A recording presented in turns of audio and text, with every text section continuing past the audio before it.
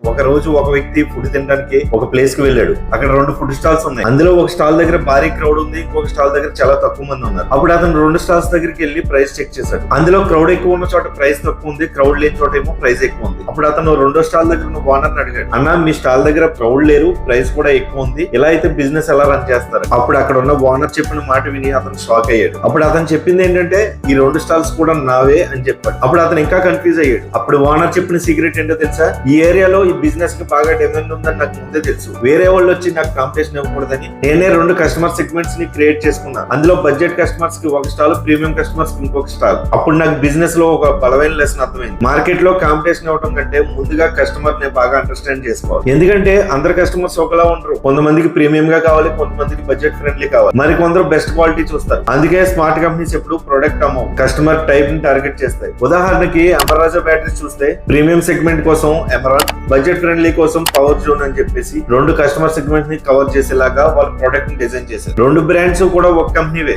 ఎందుకంటే వాళ్ళ బ్యాటరీ నమ్మట్లేదు, కస్టమర్ టైప్ ని బాగా అండర్స్టాండ్ చేస్తారు. బాగా గుర్తుపెట్టుకోండి, బిజినెస్ గ్రోత్ అనేది కస్టమర్ రావడం వల్ల రాదు, కస్టమర్ ని ఐడెంటిఫై చేయడం వల్ల వస్తుంది. ఇలాంటి రియల్ లైఫ్ బిజినెస్ కంటెంట్ కోసం ఇప్పుడే మన పేజ్ ని ఫాలో చేయండి. Thank you so much.